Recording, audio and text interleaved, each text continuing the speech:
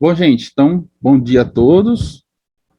Vamos para mais uma aula da nossa revista, continuando esse tema que a gente tem falado aí, está ligado de algum modo a essa crescente de linhas que não acreditam em Deus, de pensamento filosófico ou científico de pessoas que de algum modo não querem ou não acreditam em Deus, né? Semana passada a gente falou então sobre o agnosticismo, e hoje a gente fala sobre o ateísmo, né? A tolice da descrença em Deus.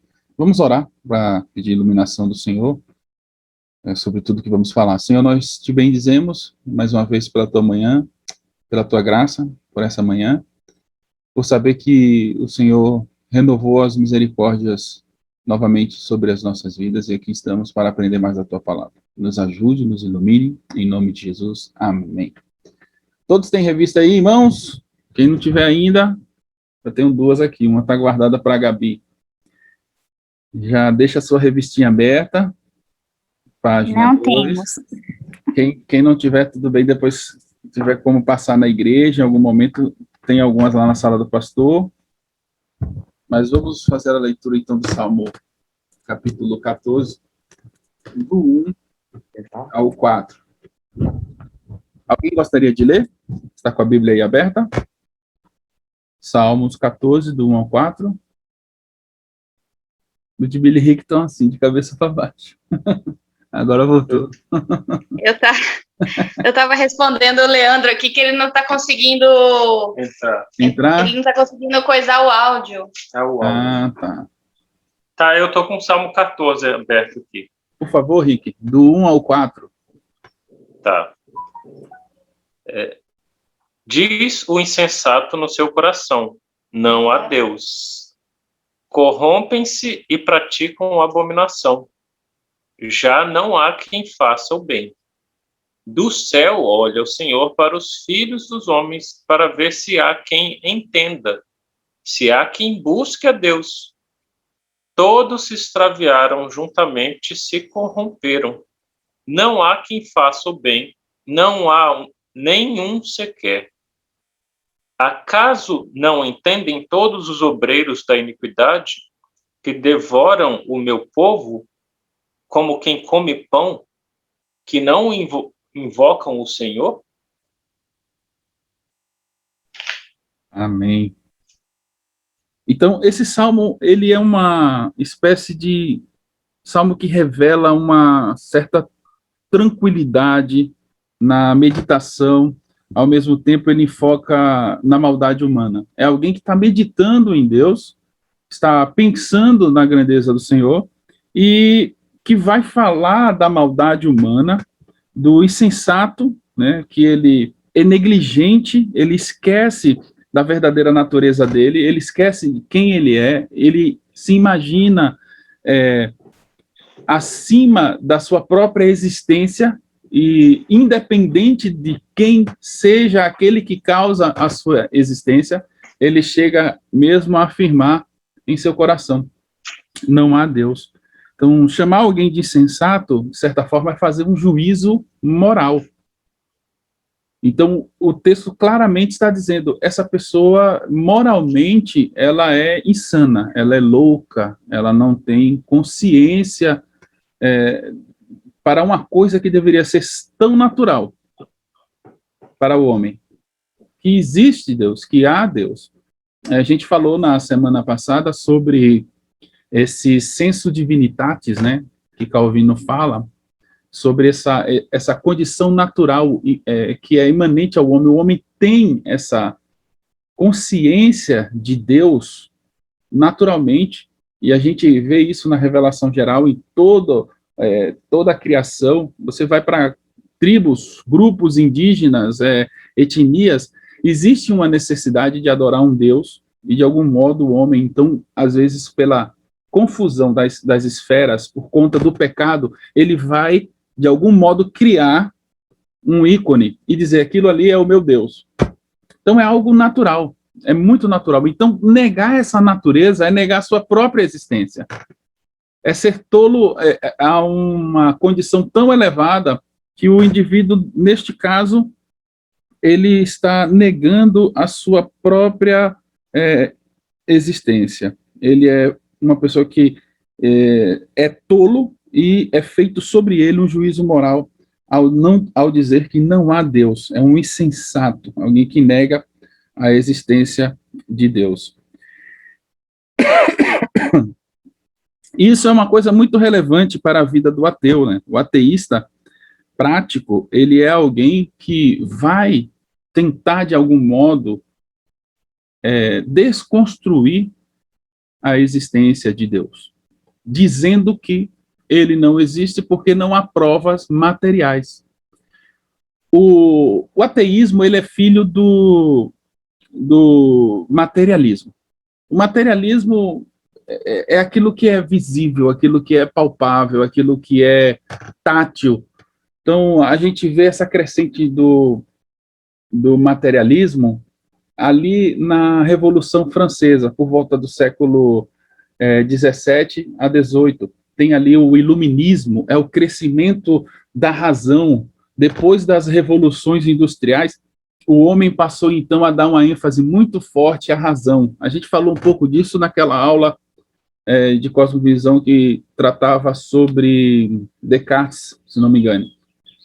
E justamente quando surge esse momento do iluminismo, o homem então passa a não olhar mais para trás e ser progressista em seu pensamento moderno, e hoje a gente já se fala em uma pós-modernidade, e ele coloca ou embasa a sua fé, esse desejo natural que o homem tem, muitas das vezes ele vai solidificar, fundamentar sobre o alicerce da ciência.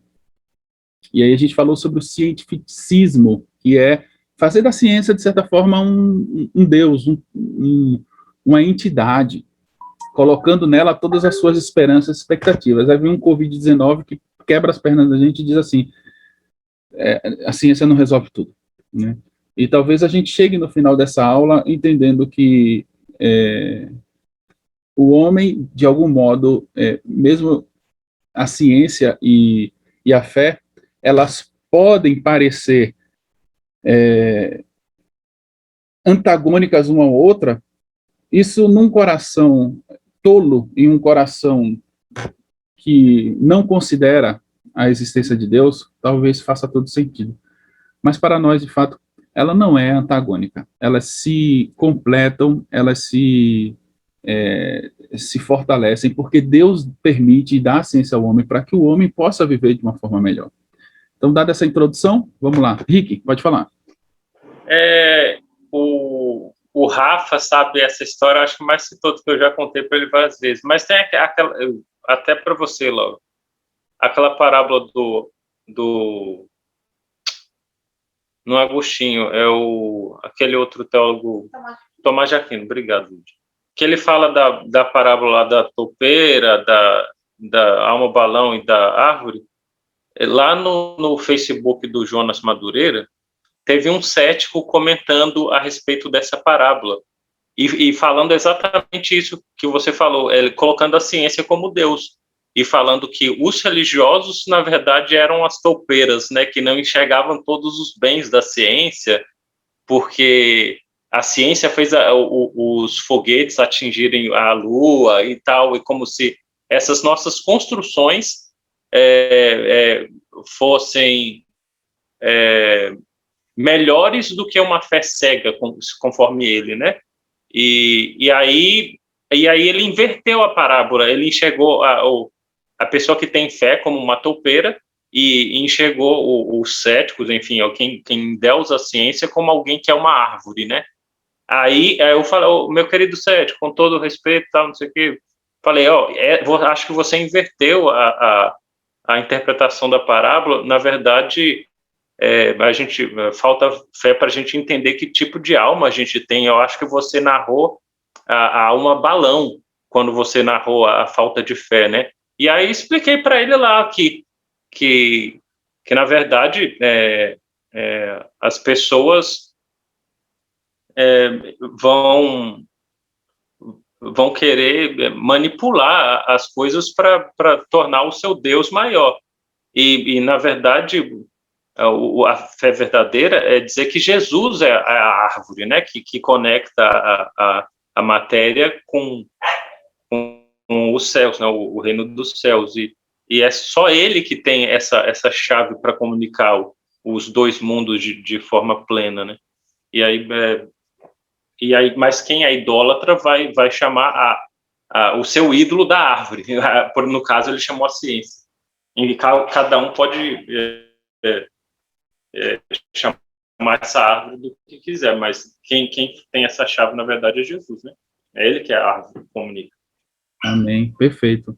Eu não canso de pensar no exemplo de Isaías, quando você fala sobre essa parábola, que é aquela realidade. O homem toma o lenho, a madeira, e o mesmo pedaço de lenho de madeira da mesma árvore, ele consegue, com essa árvore, fazer um Deus para ele, se prostrar sobre ele, diante desse Deus, e dizer, você é o meu Deus. E o outro pedaço, ele atira no fogo. Olha, mas não são a mesma matéria?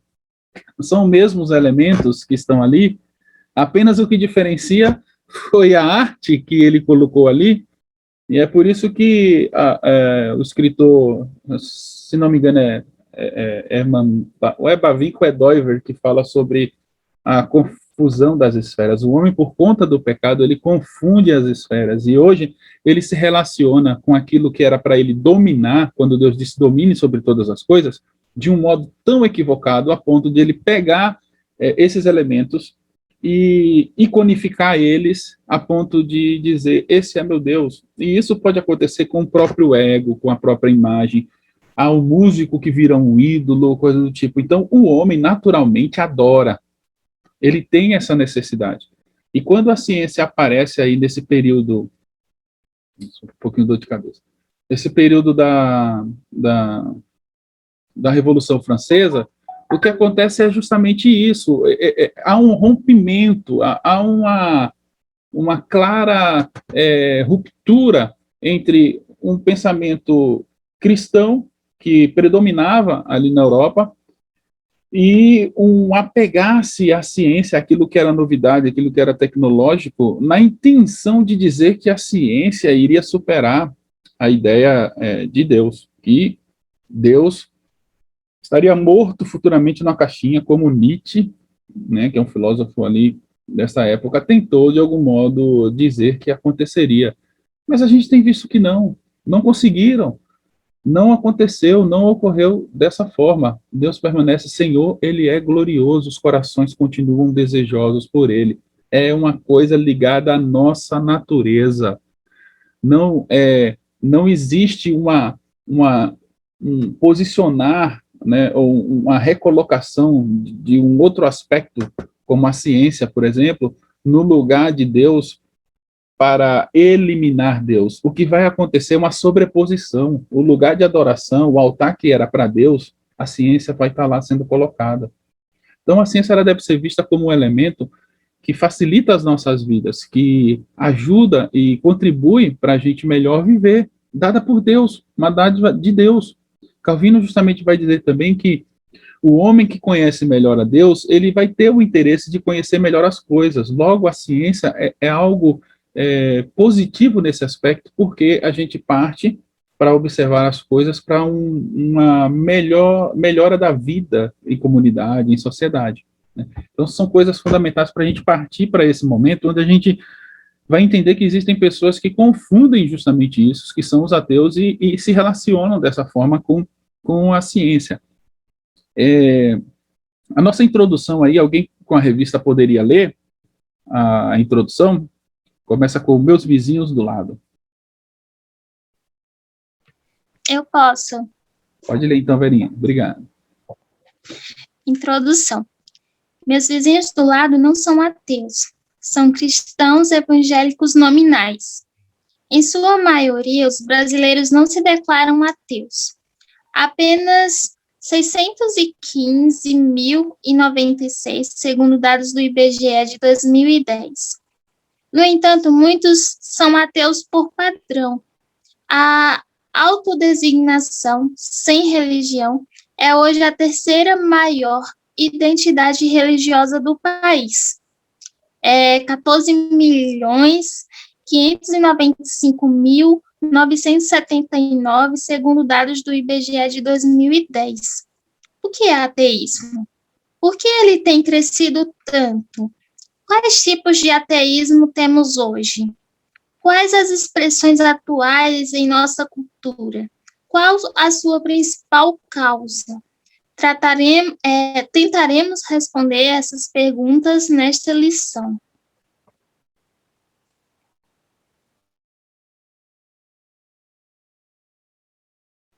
Enfim. E eu estava falando com o microfone desligado. Que número crescente, né? A gente olhar um número desse aqui e não ficar alarmado, realmente é um ascendente grande. As pessoas antigamente ou naturalmente diziam, não, eu sou cristão. Eram cristãos nominais. Agora a gente vê uma espécie de antirreligiosidade nominal, com o ateísmo. E às vezes se pergunta às pessoas, mas você crê em alguma coisa? Ah, não, eu sou ateu. Só que você vai levantando as informações, procurando saber, de fato, como que essa pessoa se relaciona com todas as esferas em volta da sua vida, você vê que ela crê, de repente, em alguma coisa.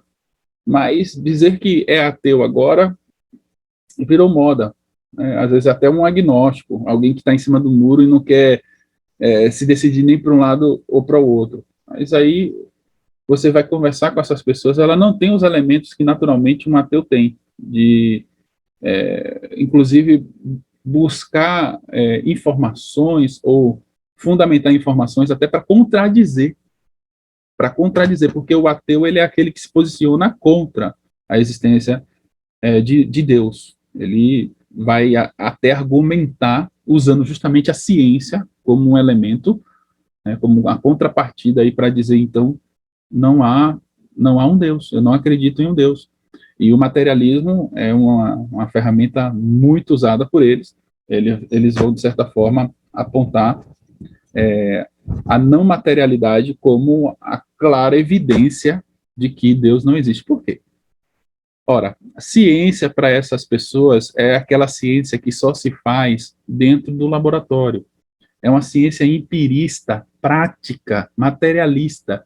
Se o indivíduo não vê, se ele não reproduz, se ele não consegue observar isso de modo tátil, então não há como comprovar, não há como ter convicção de que aquilo existe ou deixa de existir, ou aquele elemento reage ou não reage a essa ou aquela circunstância diante de tal e tal condição.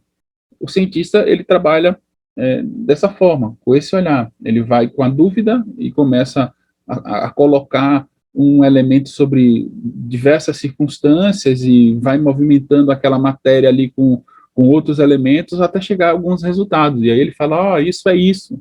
Né? Então, ele não tem um elemento, uma matéria de Deus. Ele não tem, pode-se dizer assim, esse átomo de Deus para pegar e dizer assim, tá aqui, ele existe. Então, para ele, como tudo vai se explicar em átomos, Deus, então, fica fora da possibilidade aí de ser uma existência real. Então, esse cientista ateu faz isso. Pode falar, Rick. Por mais que a ciência diga que o bóson de Higgs é a partícula de Deus, na verdade, eu creio que a única partícula de Deus foi Jesus que encarnou, né? A única interação com a matéria foi Deus encarnando em Jesus. E é só a partir dessa interação com essa matéria Deus, né, que a gente consegue o acesso a Deus de verdade, né? A única partícula de Deus para mim é Jesus. Amém. O único grão de trigo verdadeiro. De fato. Verdade. Olha só, eu gostei dessa frase de Martin Luther King. Eu vou trazendo algumas coisas além da revista para a gente ir pensando ainda mais no nosso assunto, né? O mais perigoso tipo de ateísmo não é o ateísmo teórico, mas o ateísmo prático, né? Esse é o ateísmo perigoso, o mais perigoso de todos, o tipo pior, né? E o mundo é mesmo a igreja. está repleta de pessoas que prestam culto com os lábios em lugar de um culto com a vida. Então, Martin Luther King está chamando a uma reflexão de um ateísmo prático, né? Pessoas que, de repente, professam a fé, mas estão aí como ateus, por assim dizer, na sua vida, na prática, não afirmando essa verdade que alega ter, né? A gente tem hoje o cristianismo dos desigrejados. É um elemento que a gente pode colocar aí como um encaixe perfeito para essa palavra, né? A gente tem aí o crescente de ateus convictos e a gente tem aí uma crescente de cristãos ateus. Eu até brinquei outro dia, falei isso numa pregação na igreja, e teve uma pessoa que olhou assim para mim, cristão ateus, eu digo, talvez se surpreenda, mas já é nominalmente aceito, o que seria contraditório dizer cristão ateu. Peraí, mas o que é? São pessoas que aparentemente até gostam do ambiente cristão, das relações cristãs, que são sadias, de alguns princípios cristãos, mas não têm a confessionalidade de fato da fé e não buscam a transformação pelo evangelho. Naturalmente já tem ou cresce dentro de uma família com um aspecto ético, moralmente cristão, porque a nossa sociedade ainda reproduz, de certa forma, esses princípios, não é? E aí a pessoa se agrega ou se envolve com um grupo cristão, onde ela vai desenvolver suas relações sociais, porque ali é mais sadio, as pessoas são mais cheirosas, mais arrumadinhas, mas de fato não busca ou não quer uma transformação, né? Ou não se permite conhecer de fato Deus Todo-Poderoso. Até gosta daquelas mensagens mais coaching que, de algum modo, é muito, por assim dizer, existencialista, humanista, antropocêntrica, mas não quer sair daquilo. Então a gente olha essa frase com um pesado de Martin Luther King, que naquela época provavelmente já existia, né, para ele estar colocando assim. Então, nos nossos dias também, nessa pós-modernidade, a gente pode entender que vivemos sim numa sociedade bem existencialista, bem humanista, antropocêntrica. Pode falar. Opa. Eu sempre tive o ateísmo, né, na minha concepção da pessoa de fato não crer, né, em Cristo, né, e a parte de a pessoa frequentar um culto, mas não estar com o coração lá, que Martin Luther King fala, eu às vezes entendo que ela acredita em Cristo, assim, num sentido de crer na existência, crer na pessoa, mas não ser transformada e aceitar aquilo para a vida dela. Por exemplo, tem pessoas que vão a vida inteira para a igreja, mas nunca houve a transformação. Houve o que você falou, uma empatia pelo cristianismo, pelo fato de fazer uma caridade, uma assistência social, uma diferença dentro do meio que a igreja está situada, né? Uma diferença social e econômica ali, dar curso grátis, fazer bazar, todas essas boas obras, elas são frutos, né? Mas o principal é a transformação do coração. Então, o que acontece? A gente tem algumas denominações, como o Espiritismo, que eles fazem muito além do que a gente faz, né? Inclusive, eles têm um trabalho muito mais forte que a gente. Mas eles não tiveram a transformação, não quiseram aceitar, né? E aí eu vejo também, dentro do ateísmo, pessoas com bom coração, aquele bom coração de ter empatia pelo sofrimento da pessoa, né? Mas não ter a transformação de fato e de verdade, né? Que é diferente. A partir do momento que você tem transformação e aquela metanoia, você enxerga o próximo também como um semelhante irmão em Cristo. Então, aquela necessidade que ele está passando, aquilo te aflige também de forma que você busca também suprir a necessidade dele, né? Através do recurso que você tem.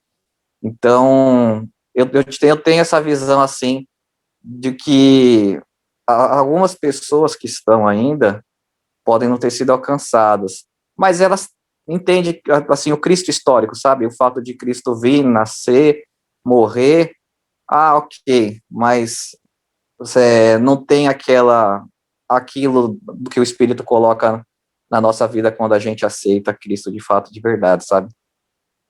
Muito bom, muito bom. Eu acho que o mais importante nessa sua colocação é que elas não conseguem enxergar as suas próprias misérias, os seus próprios pecados, né? Então, você vê Exatamente. justamente no segmento espírita uma compreensão pelas obras e uma valorização do outro como sendo bonzinho, ó, que alma iluminada, justamente pelo tanto que ela faz de bondade. E a gente, no cristianismo reformado, a gente já tem um aspecto totalmente diferente para isso. A gente olha para a gente fala, meu Deus, como eu sou mau, como eu sou pecador, como eu sou miserável, como eu faço alguma coisa e às vezes até penso em glória para mim. Eu lembro da citação de São Francisco de Assis. São Francisco de Assis, ele passou em uma ponte, havia um mendigo, ele tirou a capa dele, deu ao mendigo, os discípulos dele estavam andando um pouco mais à frente, esperaram ele vir, e ficaram maravilhados com aquilo, e olharam para ele e falaram, mestre, por que você está chorando? Você acabou de fazer uma ação incrível, mestre. Você tirou sua própria veste neste frio para dar para aquele pobre homem, por que você está chorando? Ele pegou e, se dirigindo aos seus discípulos, ele disse, eu me senti orgulhoso por fazer isso. Eu senti que eu era bom demais por fazer essa atitude. Então, isso resume bem o que você acabou de falar, Rafa. Acho que incrementa bem, de fato, a gente pode perceber essa palavra do Martin Luther King também dessa forma, desse modo, e entender que temos um desafio enorme pela frente na nossa caminhada de fé, em saber que a nossa busca e compreensão pelo Senhor é primeiro para a transformação nossa, né? E é claro que diante da transformação, resultados de obras, né, e feitos acontecerão, e isso será apenas consequência. Pode falar, Rick.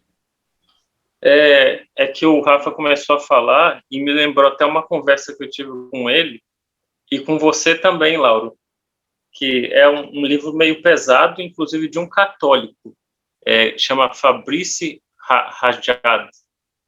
Ontem eu fiz um texto sobre isso, sobre solidão, depressão e a fé verdadeira. Mas existe uma fé falsa. Todas as religiões que não são verdadeiras, eu acho que dá para a gente colocar nesse pacote desse livro, né? Que o título do livro é Fé de Demônios. E a Lud prefere Fé dos Demônios, que fica estranho o nome. Mas, enfim, essa fé, ela prega tem até uma unidade e ele era ateu, inclusive, né? Ele era um ex-ateu convertido.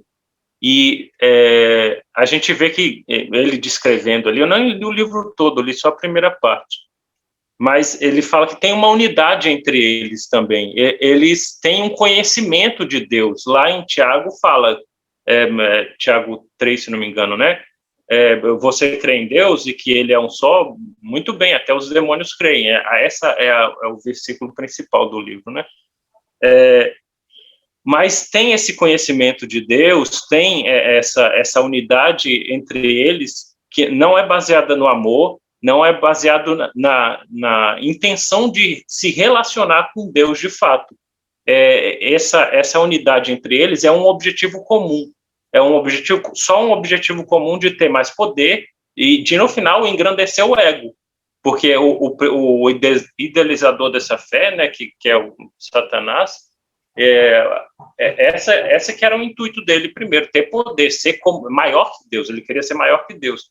E os homens, a queda do homem é querer ser como Deus, né? E aí a gente vê Jesus falando que casa dividida não subsistirá, e falando sobre essa fé dos demônios, né? Que tem essa unidade entre eles, mas não é uma unidade baseada no amor, não é baseado no que Cristo falou, e a gente até se constrange. É por isso que a gente às vezes não vive o evangelho como tem que ser vivido, porque eles estão tendo a unidade demoníaca deles lá, e nós, como igreja, às vezes não nos unimos, não tem uma coesão na nossa fé, a gente fica, cada um acredita em outro, às vezes a gente quer, o meu ministério é mais importante do que o outro e tal, e fica nessas briguinhas de ego que os próprios discípulos já tiveram, né? O próprio Jesus falou, vocês estão com o espírito errado. Não é nesse espírito de quem é o maior, não existe. Se a gente está com esse negócio, a gente ainda não tem a unidade que Cristo ensinou, que é a unidade do que lava os pés dos discípulos. E, enfim, a gente tem um caminho inteiro ainda para aprender a ter essa unidade como corpo de Cristo, na unidade de Cristo, e não essa fé que não tem que ser a nossa, não deve ser a nossa. Se a gente notar isso na gente, por isso que eu achei interessante ler esse livro, porque a gente tem que parar e olhar para ver se a nossa fé está sendo uma fé autêntica ou uma fé falsa, uma fé que não é verdadeira, uma fé de um ateísmo prático ou de um cristianismo não praticante. Enfim. Acabou. Aí. É um exercício reflexivo e intra, né, de autoavaliação. Eu acho que o que fazia o John Wesley e também alguns puritanos, né, não é o método de John Wesley em si, porque não está no método, está na graça de Deus, a gente recebeu o perdão, mas a autoavaliação, o autoexame, ele é bíblico. Sonda-me, ó Deus, né? Conheces os meus caminhos, né? Vê se há em mim algum caminho mau. Então, é algo que os profetas faziam, né? Aí os cristãos reformados, o wesleyanismo também, de algum modo, também preservaram bastante esse sentimento de autoexame. Então, isso é uma coisa que não pode se apartar da vida do cristão. Para não ter a fé dos demônios, que até creem e tremem, a gente precisa sempre fazer esse autoexame mesmo, e buscar a motivação correta para tudo que a gente faz no reino de Deus. Né? Se tiver um ponto, um pingo que seja de glória, ali como o exemplo de Francisco de Assis, se tiver um pouco que seja, a gente precisa pedir ao Senhor que tenha misericórdia e extermine isso. Porque a gente não é nada, irmãos. O Senhor é tudo. A gente não é nada. Tudo que a gente promove, vivencia, experiências que adquirimos com relação ao reino de Deus, é tudo para a promoção do nome dele. No final das contas, é aquela parábola. É um servo inútil. Chegamos a essa conclusão por nós mesmos. Não porque outros dizem, né, ou porque isso é imposto pelo próprio Senhor. Lá naquela parábola, a conclusão é da própria personagem, do servo, chegando a essa conclusão e dizendo: servo inútil, no passo de servo inútil. No final das contas, o meu lugar era a cruz. No final das contas, o meu lugar era a morte, era a condenação, mas ele teve misericórdia de mim. Vai cair, a gente volta com outro link lá pelo nosso WhatsApp, tá bom? Eu vou gerar lá outro link para a gente dar continuidade aí na nossa aula. Então é isso. Acho que é bem esse pensamento mesmo, Rick. Você está colocando aí uma coisa importantíssima para a gente não ter um ateísmo prático. A gente não pode cair nesse engodo, nesse engano, né? Tal como também colocou o Rafa, tem esferas aí diversas com relação a esse ateísmo prático, e aí cabe um coração zeloso, um coração observador, atento, para fazer sempre esse autoexame e dizer, meu Deus, como é que eu estou? Quais são minhas reais motivações? Estou gerando essa disputa? Ou estou dividindo? Recordo que... Então, vamos lá, gente, para a segunda etapa da nossa aula. Share. Estamos em Martin Luther King. Tá aparecendo a tela inteira aí, gente? Tá, né? Por enquanto, não. Para mim ainda não também. Não, ó. Tá indo.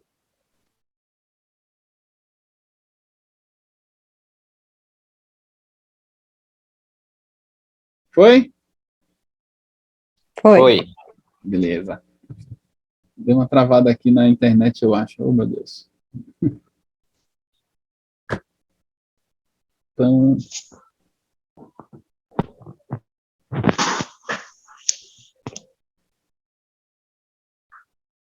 Vocês sumiram. Ah, não, deixa eu sair daqui. E aí, Leandrão? O Leandrão tá aí também. Ô, Leandrão! Compartilhar aqui de novo. E aí, gente?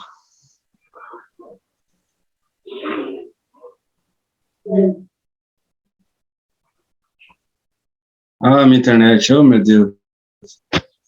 Faz parte, eu também tô com umas travadas aqui de vez em quando, monstro. E eu ainda não sei mexer nesse negócio não, cara. Aí, volta. 10-0 pro celular. À frente. Aprende rápido. Então vamos lá, gente. A gente dá mais uma caminhada aqui na nossa proposição e tem então aí a definição e história do ateísmo. Alguém gostaria de ler? Esse ponto 1 da aula?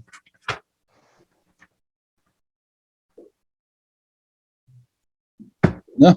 Então vou ler. Eu ainda estou sem a revista. Tá bom, é verdade. Vai ler. Não, é você que lê. Quem lê?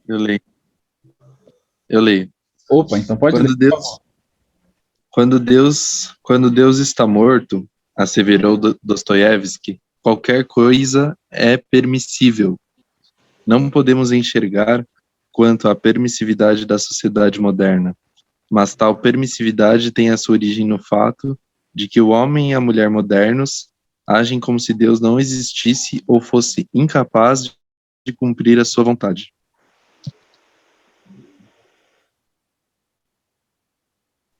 Então aí a gente tem uma ligada daquela luz de alerta, né? Ele assevera, né, que qualquer coisa é permissível. Isso é muito sério, porque de fato é o que acontece.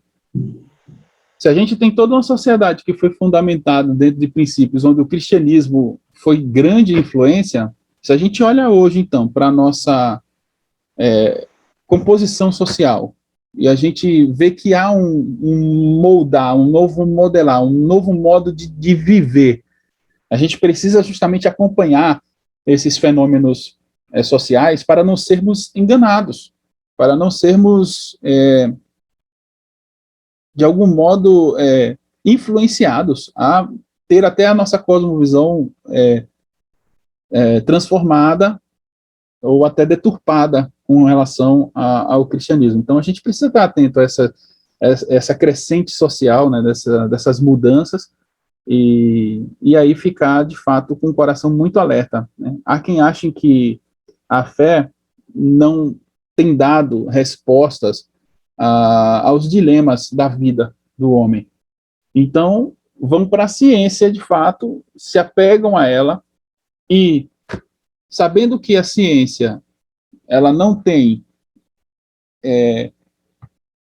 regulamentação ética no sentido moral, ético no sentido espiritual, fica muito mais ao critério do homem fazer o que lhe vem na telha ou não. A gente tem aí, por exemplo, o problema do aborto que em alguns países agora não tem idade limite até para que ele seja praticado. Estudos com células-troncos, que até então envolve um problema muito grande também de haver concepção ou não ali naquele zigoto, naquela célula F, né, superpotente, como eles chamam, que o que faltaria, teoricamente, para aquela célula desenvolver é a parede uterina, para que então viesse a vida. Então, a gente olha todas essas questões, e aí se a gente aplicar a ciência, a gente vai perceber que quando não existe Deus, quando não se assevera, ou se diz, né, assevera-se que Deus está morto, como dizia Nietzsche, e aqui Dostoiévski traz, então, esse pensamento de Nietzsche, a sociedade, então, ela fica permissiva. Começa o homem a navegar por áreas que não lhes são convenientes, que estão sobre a alçada apenas do próprio Deus, e aí então começam dilemas outros, moralmente falando, que vão, de repente, fazer com que o homem fique cada vez mais distante de cumprir uma vontade de Deus, de viver para Deus. Vocês pensam em algum exemplo, diante dessa frase aqui de Dostoiévski, quanto a essa permissividade? Na aula passada foi falada pela Verinha até sobre o relativismo. Não tem Deus, relativiza tudo, não tem por que guardar-se os princípios dele. É claro que a sociedade, de algum modo, tenta fazer uma amálgama com isso, né, moldar, e eles sabem o que é bom no cristianismo. Por isso que o problema de Nietzsche é esse. Você, quando diz que Deus está morto, você tem que matar tudo aquilo que foi construído sobre o fundamento do cristianismo. E você não consegue. Você não consegue tirar a influência do cristianismo da sociedade.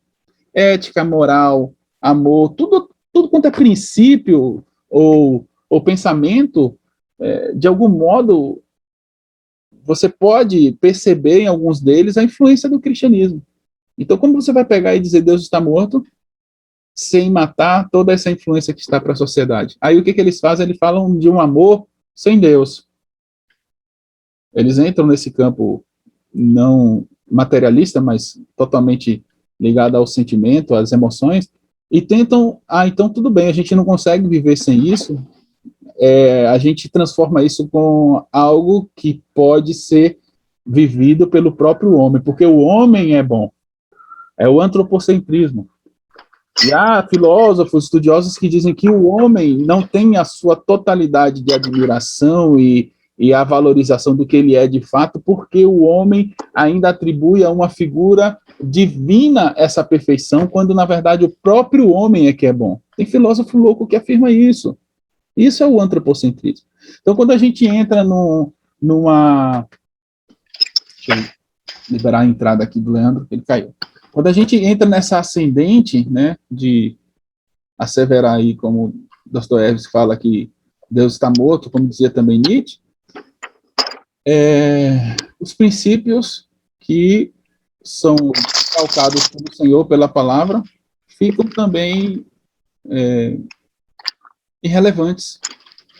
Aí se trivializa tudo,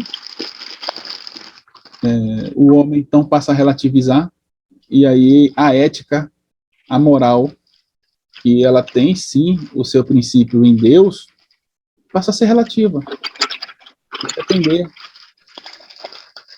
Vocês já viram e já perceberam, eu vi depois de uma postagem de um pastor nosso, professor, o Jonatas Abdias, ele falou sobre a crescente séries e filmes na Netflix, por exemplo, que causam um enaltecimento ou levam sorrateiramente, inconscientemente, as pessoas que assistem a torcer para o mal.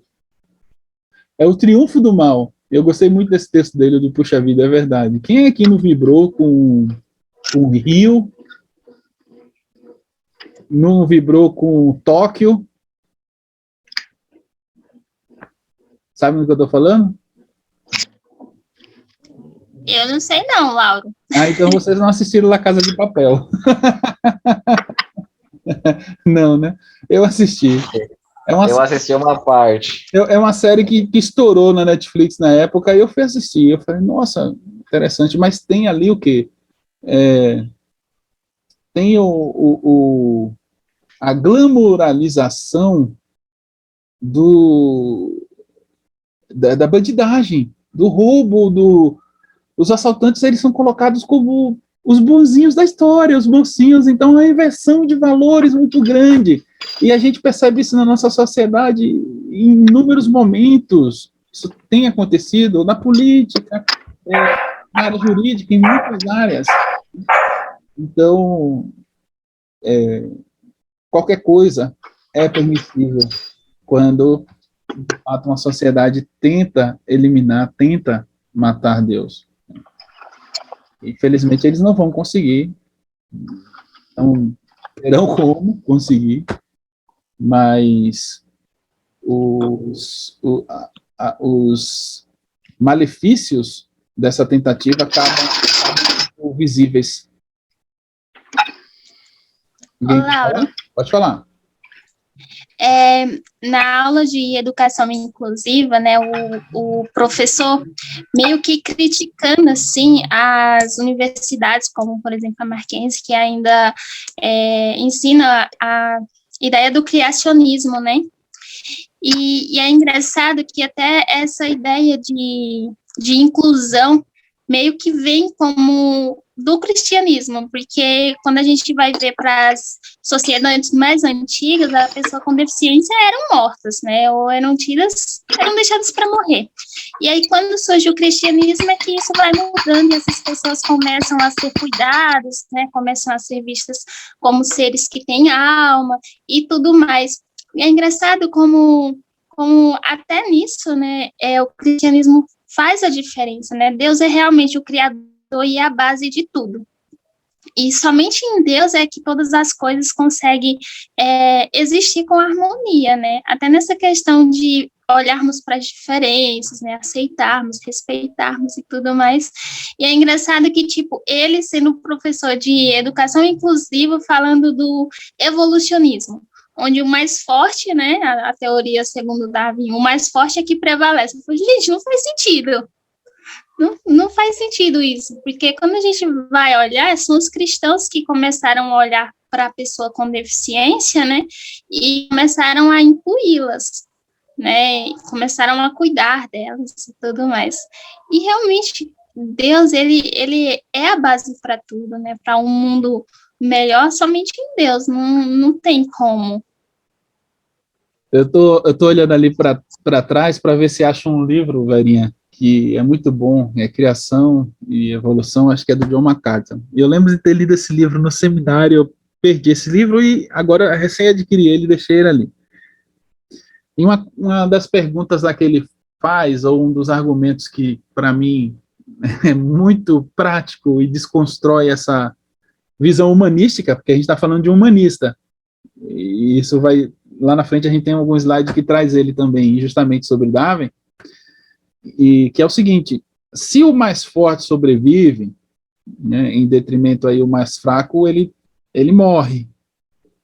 Por que na história da humanidade sempre houveram mais presas do que predadores? E aí ele faz justamente essa analogia: por que existem mais ovelhas do que lobos? O cálculo não bate, né? Cálculo não bate. Se é predatoriamente essa relação, o mais fraco já deveria ter sido eliminado e muito. Não é o que acontece, né? Então, realmente, Deus, através da fé cristã, a gente tem aí o inclusivismo, né, de fato, sendo trazido ao mundo, e aqueles que outrora eram exclusos, socialmente falando, passam a ter acesso e serem aceitos, né? Isso aí, sem sombra de dúvidas. Realmente. Na revista de vocês, diz o seguinte: definição e história do ateísmo. Tão antigo quanto o conhecimento de Deus é a navegação da existência dele. Filosofia de vida ancestral, o ateísmo, de ateu, procede de um prefixo negativo a que significa não ou sem, e do substantivo theos, Deus. Em seu sentido mais amplo, o ateísmo refere-se à negação ou rejeição da existência ou ideia de Deus. Ideia geralmente vinculada a grandes tradições religiosas. O ateísmo foi utilizado na Grécia Antiga, no século V AC, para designar aqueles que não acreditavam nos deuses. Então, o ateísmo não é novo. Lembre-se que haviam nessas culturas um grande panteão de deuses, muitos deuses. E aquele que não acreditava nesses muitos deuses, que de repente era um monoteísta, não politeísta de muitos, ele era chamado de ateu. Ah, essa pessoa é ateu por quê? Porque ela só acredita no Deus X, ela só acredita no Deus Y. Então, até os cristãos, pasmem vocês, de algum modo foram tidos por culturas próprios gregos ali, que também adotaram os panteões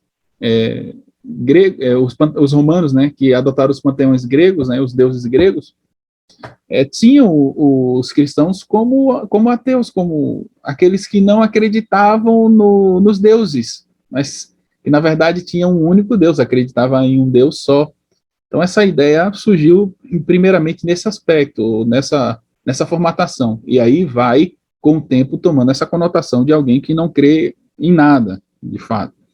Nos tempos mais recentes, Anselmo, 1033, 1109, Tomás de Aquino, em 1225, 1274, e outros também haviam a não crença em Deus, né? À medida que o período medieval deu lugar à modernidade, mudanças culturais nas concepções de Deus levaram a antologias incompatíveis com o teísmo, que é o que a gente crê, o teísmo, né? Décadas depois, no teísmo trinitário, tá? Pai, Filho e Espírito Santo. Décadas depois, no final do iluminismo europeu, o ateísmo, revestido de agnosticismo, justificava a descrença com a desculpa que as evidências da existência de Deus era insuficiente. E aí o apego à ciência, então. Então, no século XX, os três magos da suspeição sobre Deus, né, seria o famoso Freud, Freud, né, a gente brinca aí com Freud, o Nietzsche e o Marx, seriam aí três figuras muito fortes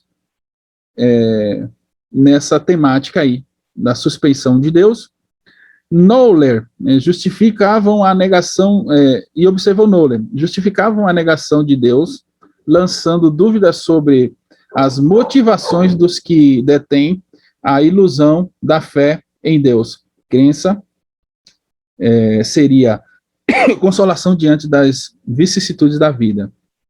Diria uma ferramenta de dominação, exclamaria outro, enquanto o terceiro ainda esboçaria um leve sorriso zombeteiro, dizendo, coisa de gente fraca para encobrir fraquezas. Então, o que eles diziam que a fé era?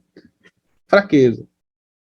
Coisa de gente que não tem um equilíbrio emocional.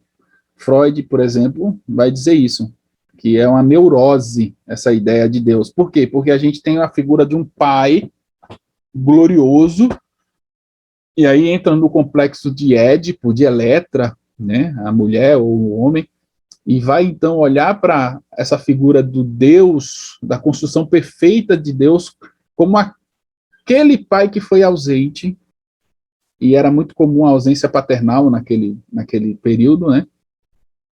E como aquele pai que tem uma perfeição na relação com os filhos. Então isso aí é uma neurose, segundo Freud, ele vai dizer isso.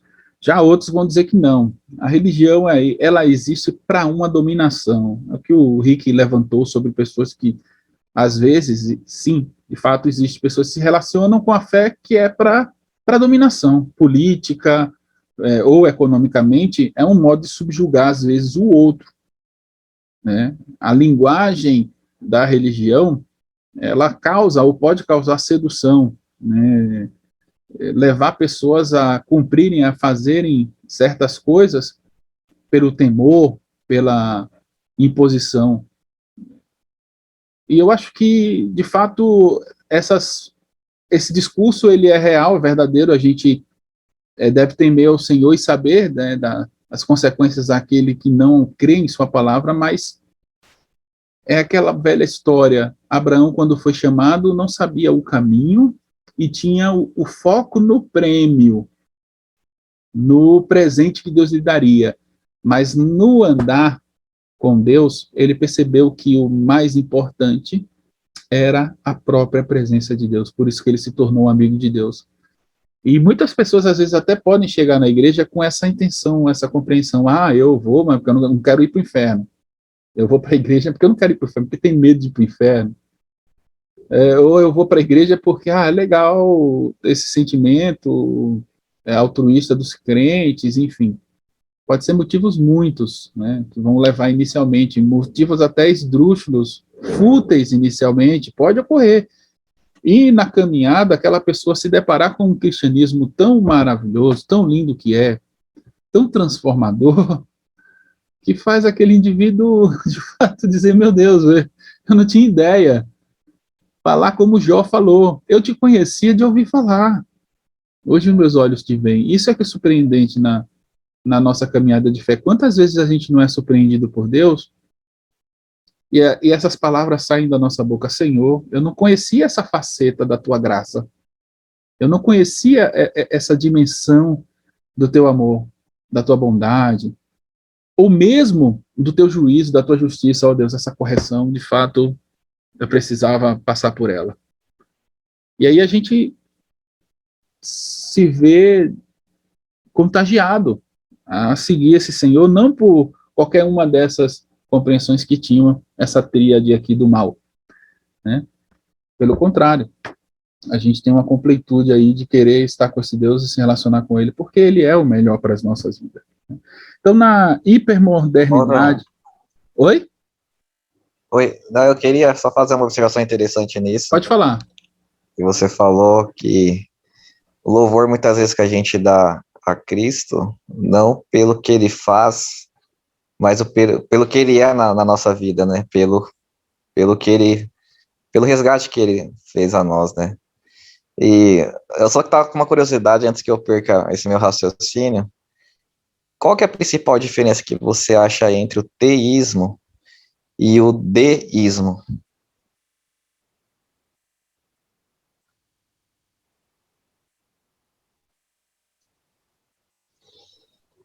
O teísmo ele vai falar de um Deus que é o nosso Deus, né? A gente acredita num Deus, e a gente tem a definição até do teísmo trinitário, né? Que é a nossa fé cristã reformada, que crê em Pai, Filho e Espírito Santo.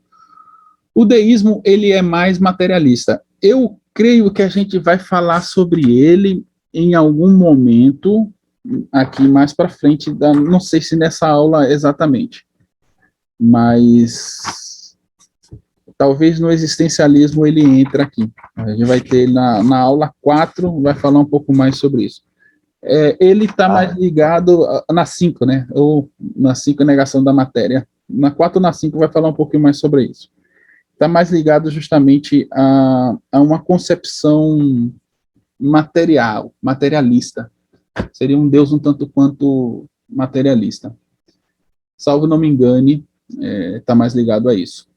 Mas eu fico te devendo essa resposta mais precisa, porque eu teria que dar uma consultada aí nos livros. Termos técnicos, assim, é bom a gente quase sempre fazer um levantamento de um ou dois autores para, pelo menos, fazer uma definição mais precisa. Ô, Laura, mais uma perguntinha que me surgiu aqui. Sim. Aquela teoria do design inteligente, ela é mais teísta ou mais deísta?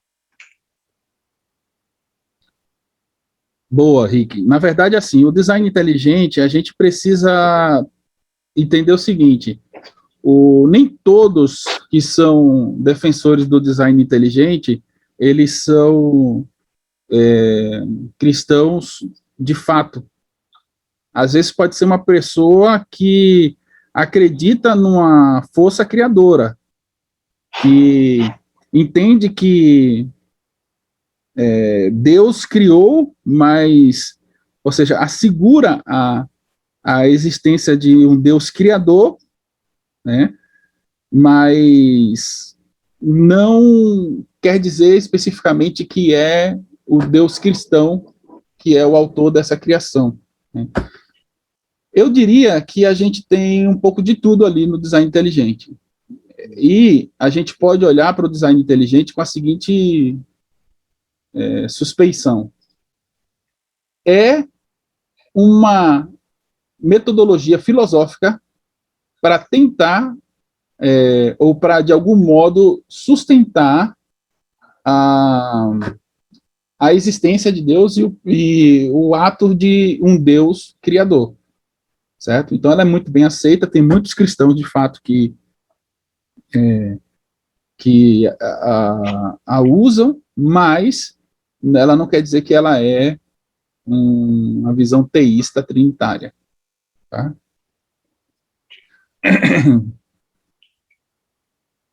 Alguma pergunta, alguma colocação, mais alguém gostaria de fazer?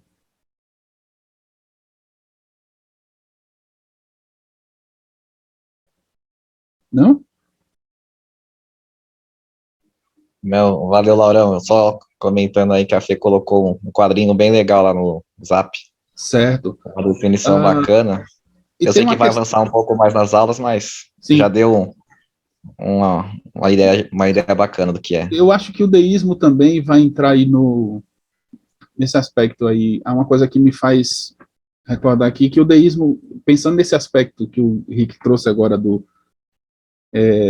da visão do design inteligente, o deísmo ele tem muito a ver também com aceitar a religião, mas não cultuá-la, de aceitar, de algum modo, os princípios de uma religião, mas da existência de Deus, mas não acreditar na autoridade da igreja, na autoridade de Cristo, da fé, nas práticas religiosas. Então, ele fica bem amarrada com essa perspectiva científica que talvez o design inteligente, alguns da linha do design inteligente tentem desenvolver. Ah, não, eu creio em Deus, eu creio em um Deus que é provado pela ciência, que não precisamente precisa ser provado pela fé cristã, e há bases para a fé nesse Deus, só que eu nego as influências do cristianismo, da fé, da religião em si, né? Então, às vezes até negando, de repente, o Cristo Deus, apenas o histórico. A gente tem pelo que você falou, eu coloco o deísmo, então, no pacote da fé dos demônios. Eu, pelo menos, encaixo. Sim. É que, na verdade, ela não é num todo ruim, no sentido de que a gente pode achar nele argumentos, como no design inteligente, para dizer assim, olha, como isso é lógico, para dizer que Deus, de fato, é uma realidade, né, que ele é. E aí a gente acha argumentos em alguns teóricos aí de design inteligente, sim. Então, para isso, nos serve. Mas para abraçá-la como fé, não dá. Porque aí é você pegar a ciência e colocar uma roupagem de Deus nela e dizer, eu creio nisso. Então, tem os seus perigos, sim. Certo? Vamos lá, dar mais uma caminhadinha aqui. Eu acho que a gente vai dividir essa aula em duas, porque é bem densa. Essa aula aqui, a revista já explora muitos aspectos aqui interessantes, tá? Então, vamos lá. A hipermodernidade antiga, antigas formas de ateísmo que se revelam para argumentos baseados em evidências e insistiam no respeito pelas crenças religiosas, foram colocadas de lado. Nessa nova fase do ateísmo, a crença não é mais considerada apenas ingênua e desnecessária, mas antes é, sobretudo, perigosa. A fé em Deus passou a ser vista como um produto do passado, que não devemos mais tolerar, ou muito menos estimular. As principais vozes, então, do movimento batizado de Novo Ateísmo são Richard Dawkins, Daniel Dennett, Sam Harris, Christopher Hitchens e também filósofos como Michael O'Flynn. E emergiram, segundo o professor Darwin Charles Gomes, que foi o nosso antigo chanceler ali do Mackenzie, né, como profetas de um ateísmo mais popular, de contornos quase religiosos, mais militante e, sobretudo, mais evangelístico. O que ele quer dizer com isso? Que existe uma militância científica na ciência. A ciência sempre parte do quê? Da dúvida, né? Então, você tem direito de duvidar. Mas quando você duvida de certa ciência, dessa ciência deles que já é totificada, que já é colocada em uma espécie de altar, aí eles vão dizer, não, você pode sofrer, de certa forma, até uma exclusão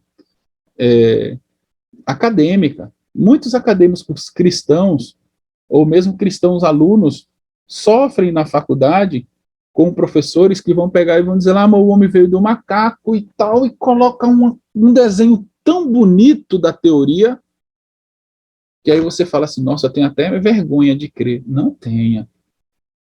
Não tenha. Não tenha porque, de fato, tudo aquilo que ele está colocando pode ser muito bem desenhado, mas as provas são refutáveis e não são aí uma notoriedade no mundo acadêmico entre todos. O elo perdido ainda não foi achado, né? E eles nunca vão achar. Não existe esse cromossomo aí que faça essa ligação aí de homem-macaco, macaco virar homem. Sinto muito. Eu não acredito nisso. Posso confirmar minha fé e reafirmá-la no Senhor. E existem, sim, variantes enormes e muitos teóricos e cientistas estão discordando dessa posição. Né? Mas você vai ouvir, e o professor vai colocar aquilo ali, e se você discordar, você não é cientista. Você está acreditando em mito? Você está acreditando em deuses? Ora, mas convenhamos, acreditar que uma ameba, um ser unicelular, virou pluricelular, virou um rato, virou um cachorro, virou um leão, virou toda essa diversidade, isso não é ter fé. Mas comprova-se dessa forma. Não, não é suficiente para mim. Essa ciência que você está afirmando é uma ciência deísta, com a roupagem, né, de fé. Ele está colocando uma fé ali por trás disso. Então, nós temos espaço para questionar, sim. Existe uma mordaça, existe aí esse grupo aí de professores aí hoje, de militantes que tentam na academia dizer que não há espaço para criacionistas. Eu vou ver se consigo passar para vocês depois um documentário que fala sobre isso. Algumas pessoas do design inteligente lá na América, nos Estados Unidos, falando de perseguição que eles sofreram na academia, professores por notoriedade, mas por serem cristãos ou por acreditarem no design inteligente, num criador por trás de tudo, foram hostilizados, tiveram demissões, coisa do tipo, por conta daquilo que acreditavam. Então, existe uma ciência que é aceita e outra não. Isso já é contraditório até o próprio termo, até a historicidade do que é ciência, né? Se ciência parte dessa complexidade aí de buscar respostas, não permitir que o outro discorde, que haja discordância, isso é uma imposição, é um autoritarismo científico. E é completamente desproporcional, né, trabalhar com a dúvida, se a dúvida não existe. Quer dizer, então, existe mais do que a dúvida. Existe já uma afirmação que é do coração idólatra do homem, que não quer reconhecer e se render a um Deus poderoso e glorioso, né? E aí a gente não tem como concordar com isso. Gente, a gente está a 2 minutos e 45. A gente vai conversar um pouquinho aí mais, finalizando essa aula, e daremos continuidade na semana que vem. O assunto é muito denso. Eu acho que a gente pode ter um aproveitamento melhor dessa forma. Tudo bem? Ok. Fechado, Laurão. Mais alguém quer colocar algo, complementar? Oi, Laura, eu tenho uma dúvida só a respeito do ateu com o agnóstico, né? Porque, na minha visão, o agnóstico ele só acredita se é comprovado, né? Se é algo que possa ser comprovado, seja por ciência. Então, na verdade, ele não crê ou crê em Deus, né? Se isso for provado. E, para mim, o ateu não. Na verdade, de hipótese nenhuma, ele crê que existe um Deus. Só que a gente estava falando um pouco sobre a ciência, como provar isso, aí fiquei um pouco confusa, né, na questão da diferença entre esses dois. Tá. Na aula passada, a gente falou sobre o agnóstico, Fernanda. O agnóstico, ele seria alguém mais que fica em cima do muro. Ele até tem a ciência como um elemento de caminhada. E por que ele fica em cima do muro? Porque o termo em si, para a designação do agnóstico, é alguém que não se importa. Para ele, tanto faz ou tanto fez se Deus existe ou não. Ele não quer se envolver com essa questão. Ele até negligencia ela, de alguma forma. Para ele, isso seria irrelevante. Então, o agnóstico está ligado mais a essa concepção de uma pessoa que tenta ignorar se Deus existe ou não, né? E a ciência, trazendo para cá para o ateísmo, ela é uma ferramenta muito utilizada para eles, para tentar fazer esse posicionamento contraditório de Deus, porque eles trabalham na materialidade, no existencialismo, e aí essa composição de não matéria, de não materialidade, é um grande recurso para eles dizerem, então, que a ciência, de algum modo, contraria a existência desse Deus, e que isso aí é fruto da imaginação do homem. Aí vem Freud, vem outros construtores sociais que vão dizer que, na verdade, a religião é puramente para massificação e dominação. Então, seriam mais ou menos esses os recursos que eles utilizam da ciência.